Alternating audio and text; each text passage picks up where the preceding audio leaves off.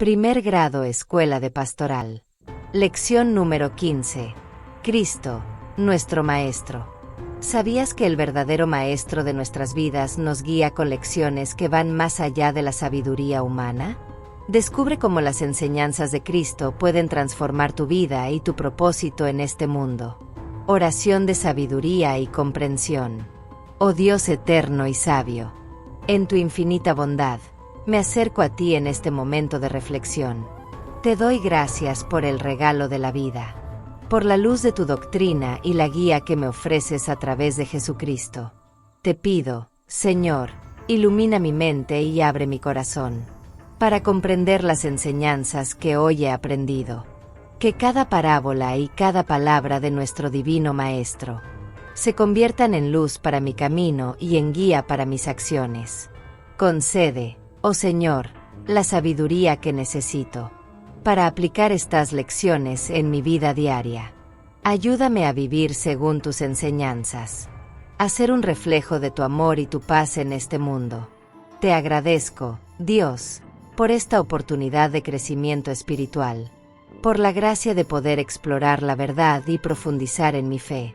Permíteme ser un instrumento de tu voluntad, y que cada paso que me acerque más a ti, que en mi búsqueda de sabiduría, encuentre siempre en ti la fuente de inspiración y fuerza, y que mi corazón sea un templo donde habite tu amor eterno.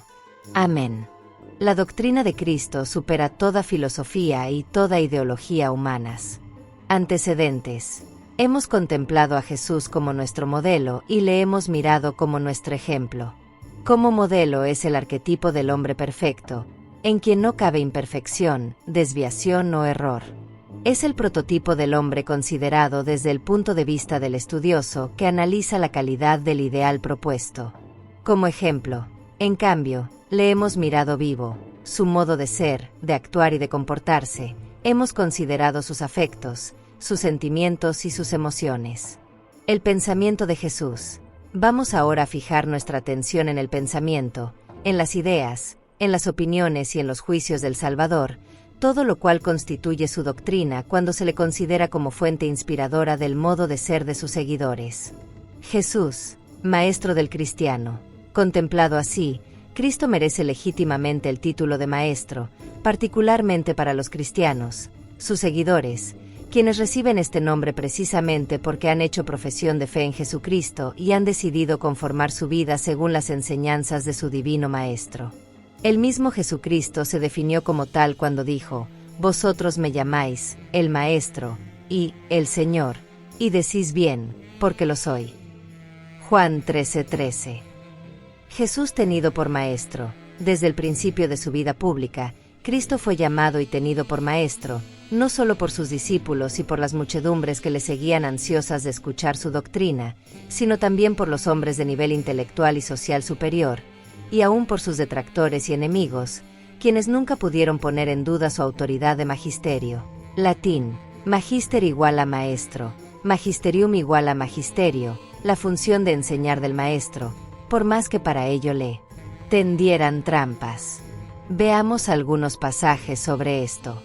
Sus primeros seguidores. Al día siguiente, Juan Bautista se encontraba de nuevo allí con dos de sus discípulos. Fijándose en Jesús que pasaba, dice: «He ahí el Cordero de Dios». Los discípulos le oyeron hablar así y siguieron a Jesús. Jesús se volvió, y al ver que le seguían les dice: «¿Qué buscáis?». Ellos le respondieron: «Rabí», que quiere decir Maestro, ¿dónde vives? Les respondió: «Venid y lo veréis». Fueron, pues, vieron dónde vivía y se quedaron con él aquel día. Juan 1, 35-39. De esta manera recibió Cristo a sus primeros discípulos, y aunque el evangelista, Juan, el mismo que le está narrando, no lo dice, es de suponer que al quedarse con él todo el día, Jesús impartió y ellos recibieron la primera lección del divino magisterio en la vida pública del Señor. El niño y los doctores. Decimos que la primera lección en la vida pública de Jesús, porque ya de niño se ocupó de adoctrinar a los doctores de la ley, es decir, a los escribas, encargados no solo de hacer copias de las Sagradas Escrituras, lo que los hacía buenos conocedores de ellas, sino que además dominaban las diversas interpretaciones que de ellas se habían dado por los rabinos y la jurisprudencia o conjunto de principios legales emanados de la misma interpretación. A ellos aleccionó hacia los 12 años de edad, y sucedió que, al cabo de 3 días, le encontraron, María y José, en el templo sentado en medio de los maestros, escuchándoles y preguntándoles. Todos los que le oían estaban estupefactos por su inteligencia y sus respuestas.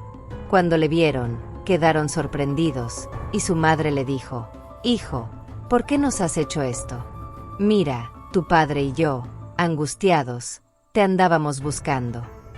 Él les dijo: «¿Y por qué me buscabais? ¿No sabíais que yo debía estar en la casa de mi padre?». Pero ellos no comprendieron la respuesta que les dio. Lucas 2, 46-50. La dirección espiritual. Aún los que no le seguían continuamente, sino que se le acercaban a su paso, le tenían por maestro y le demandaban el consejo y la orientación de vida. Se ponía ya en camino cuando uno corrió a su encuentro y arrodillándose ante él, le preguntó: «Maestro bueno, ¿qué he de hacer para tener en herencia la vida eterna?». Jesús le dijo: «¿Por qué me llamas bueno? Nadie es bueno sino solo Dios. Ya sabes los mandamientos: no mates, no cometas adulterio, no robes, no levantes falso testimonio, no seas injusto, honra a tu padre y a tu madre». Él, entonces, le dijo: «Maestro, todo eso lo he guardado desde mi juventud».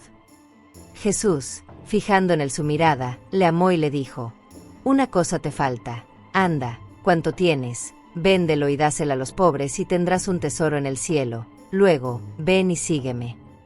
Pero él, abatido por estas palabras, se marchó entristecido, porque tenía muchos bienes. Marcos 10, 17-22. Un buen escriba. No todos los doctores de la ley fueron contrarios a Cristo y su doctrina. Los hubo que no solo le admiraron, sino que desearon seguirle y desde luego aceptaron sus enseñanzas. Viéndose Jesús rodeado de la muchedumbre, mandó pasar a la otra orilla. Y un escriba se acercó y le dijo: «Maestro, te seguiré a donde quiera que vayas». Mateo 8, 18-19. En otro pasaje, hace Jesús elogio del escriba cristiano con estas palabras: «Así, todo escriba que se ha hecho discípulo del reino de los cielos es semejante al dueño de una casa que saca de sus arcas lo nuevo y lo viejo». Mateo 13:52. Lo que quiere decir que el docto judío, ya transformado por el magisterio de Cristo, posee y administra toda la riqueza de la antigua alianza, aumentada por el perfeccionamiento de la nueva alianza. Un buen fariseo. También entre los fariseos fue reconocido Jesucristo como maestro, admirado y tenido como autoridad divina para enseñar.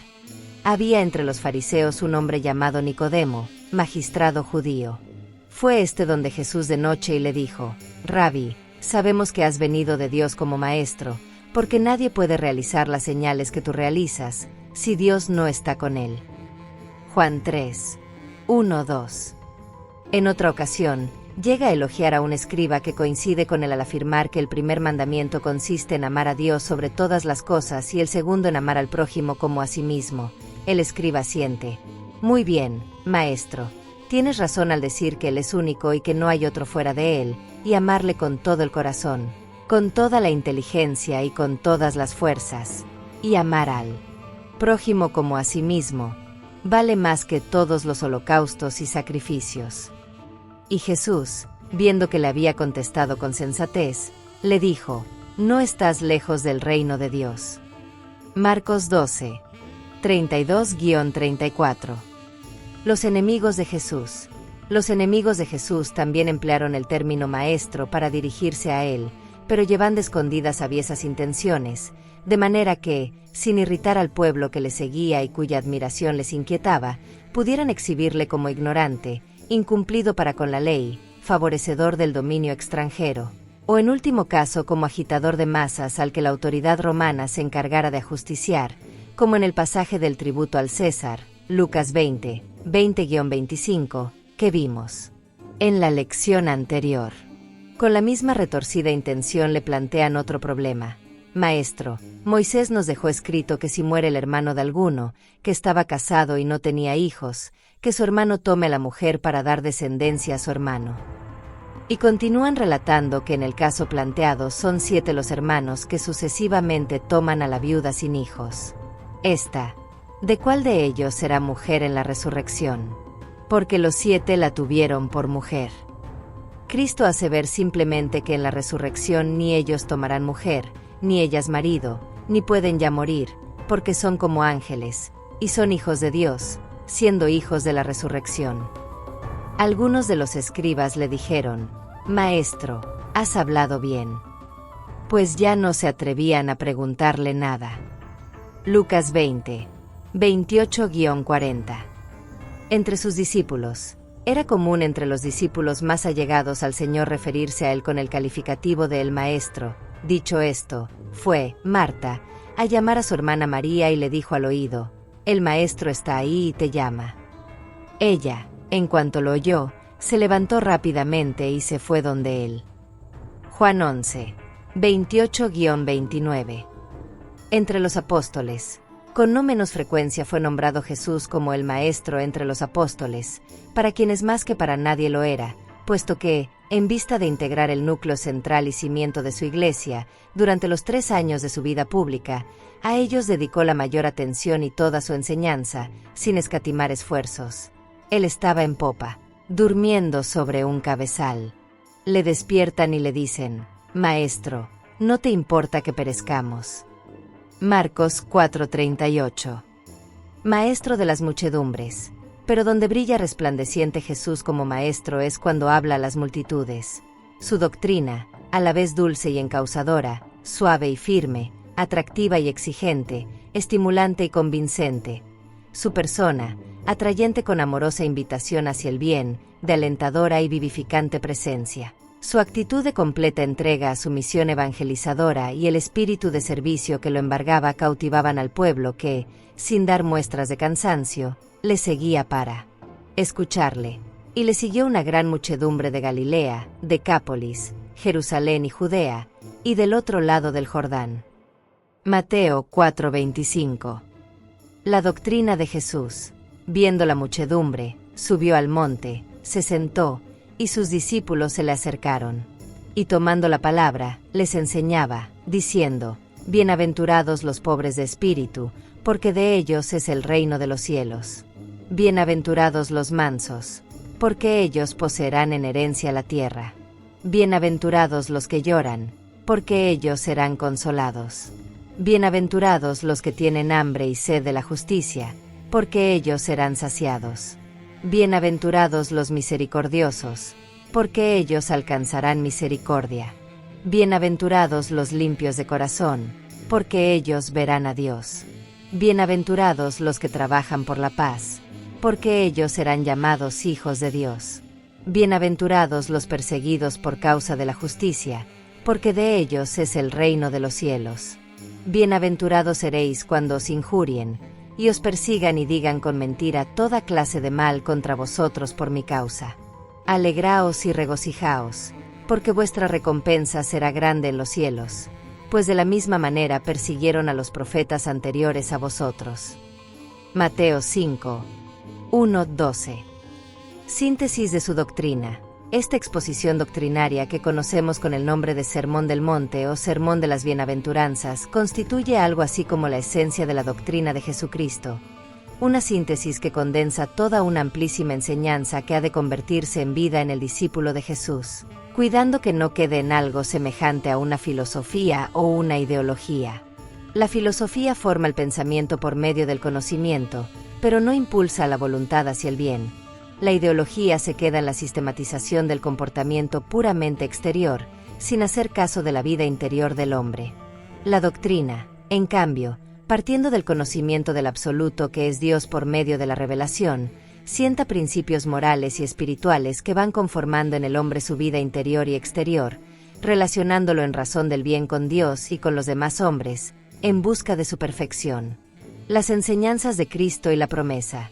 El conjunto de las enseñanzas de Jesús constituye un aspecto de la promesa. Efectivamente, al prometernos el Padre un Salvador en el Mesías, incluyó en los beneficios que habría de reportarnos la necesaria instrucción para que pudiéramos hacer uso de su salvación. Poco a poco fue delineándose la figura del Salvador en el Antiguo Testamento, y su figura de Maestro fue anunciada. Confluirán a él todas las naciones, y acudirán pueblos numerosos. Dirán: venid, subamos al monte de Yahvé, a la casa del Dios de Jacob, para que él nos enseñe sus caminos y nosotros sigamos sus senderos. Pues de Sión saldrá la ley, y de Jerusalén la palabra de Yahvé. Isaías 2, 2-3. Las enseñanzas de Jesús en parábolas. Aún la manera que habría de emplear Cristo para exponer su doctrina fue predicha. Abriré mi boca para hablar con parábolas, publicaré cosas que han estado ocultas desde la creación del mundo. Salmo 78, 2. En efecto, Cristo empleó las parábolas para impartir sus enseñanzas con mucha frecuencia. La parábola es una comparación sobre algo concreto destinada a hacer comprender una enseñanza sobre algo abstracto más difícil de comprender. Dicho de otro modo, la parábola es la narración de un sencillo ejemplo, supuesto pero que cae dentro de lo posible, el cual sirve para deducir de él una enseñanza práctica. Tanto en el Antiguo Testamento como en toda la literatura oriental, este modo de enseñar se empleó con frecuencia. El pensamiento de Jesús en la parábola. A través de la parábola podemos descubrir el pensamiento de Jesús, de modo que no solo sus enseñanzas, sino su forma de apreciar las cosas y los valores, lo podemos absorber en las parábolas del Divino Maestro. Clasificación de las parábolas. Para su mejor estudio, las parábolas han sido divididas en dos grandes grupos, las doctrinales y las morales. Las doctrinales, a su vez, se dividen en parábolas que hablan de Dios, su esencia y su comportamiento, y las que ejemplifican el reino de Dios, llamado también el reino de los cielos.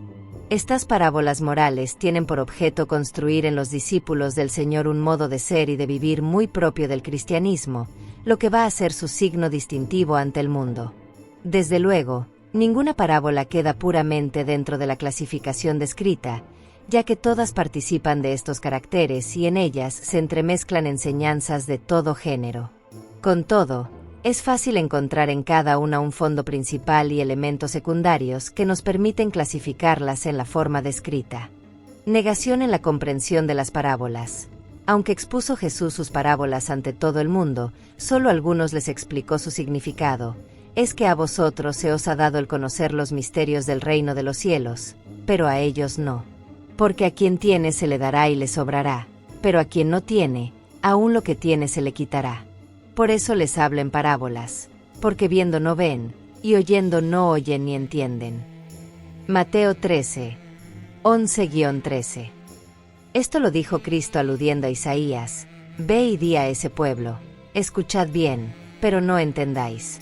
Engorda el corazón de ese pueblo, hazle duro de oídos, y pégale los ojos, no sea que vea con sus ojos, y oiga con sus oídos, y entienda con su corazón, y se convierta y se le cure. Isaías 6, 9-11. El arcano de Dios. Es el endurecimiento voluntario y culpable lo que causa y explica la retirada de la gracia. A estos que se han oscurecido, la luz del verdadero mesianismo, humilde y oculto, solo habrá de conseguir cegarlos más. Jesús no les puede dar más que una luz apagada en las parábolas, que al fin es también gracia, ocasión de que algo vean y, en correspondencia, acepten y reciban más. ¿Por qué? Porque es una decisión divina que queda en el arcano, o secreto de Dios. Parábolas descriptivas de Dios son las que nos permiten conocer un tanto a Dios, quien nos muestra como un tierno y amoroso Padre, deseoso de que lleguemos a Él al fin de nuestra vida, para cuyo logro nos proporciona todos los medios posibles de salvación. Nos concede y protege la vida, los medios de subsistencia. Nos promete una vida feliz y perdurable en unión con el después de la muerte. Y ya desde esta vida se une estrechamente a nosotros si nos mantenemos fieles a Él, obedientes a su voluntad y amantes suyos. Esta determinación de Dios se ve limitada por su respeto a nuestra libertad, por la que, a veces, decidimos entorpecer sus planes con nuestras decisiones equivocadas. Pero ciertamente, en la vida eterna su justicia dará a cada quien la remuneración merecida. Parábolas del reino. En estas Cristo describe las características del reino de Dios, cuyo anuncio constituye el núcleo de su predicación. Este reino, aunque es misterioso, a través de las parábolas nos presenta diversas facetas que en su conjunto nos lo muestran como el sumo bien, lo único importante y nuestro destino. Parábolas sobre Cristo y su Iglesia. Conviene hacer notar que, en medio de las características propias de todas las parábolas, siempre encontramos alusiones a Cristo y a su Iglesia. Esta, en particular, aparece como el inicio del reino de Dios en la tierra, así como ese mismo reino constituirá la Iglesia triunfante en el cielo. Conforme vayamos adelantando en nuestro curso, iremos contemplando las parábolas y extrayendo de ellas su rica enseñanza. Resumiendo, Jesucristo es nuestro Maestro, prometido en el Antiguo Testamento. Desde su adolescencia, Cristo se ocupó de esta función mesiánica. El pueblo judío descubrió la importancia de la enseñanza de Cristo. Los discípulos y seguidores de Jesús lo aceptaron como su maestro. Los enemigos de Jesús lo admiraron, le temieron y lo probaron. La doctrina de Cristo es admirable y completa para todo hombre. Solo los hombres de buena voluntad pueden comprender esta doctrina. La parábola fue la forma de instrucción preferida por Jesucristo. Reflexiones personales. ¿Qué tan en serio he recibido la instrucción de Cristo? ¿Sé ser un alumno aprovechado del Divino Maestro? ¿He abierto mi corazón a estas enseñanzas o permanezco cerrado? ¿Soy de los que inconscientes le siguen, de los que quieren que pase el examen, o de los que conscientemente se le han entregado?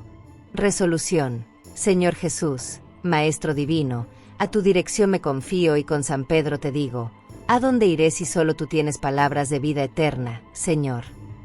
Cuestionario Lección 15 Primer grado Escuela de Pastoral.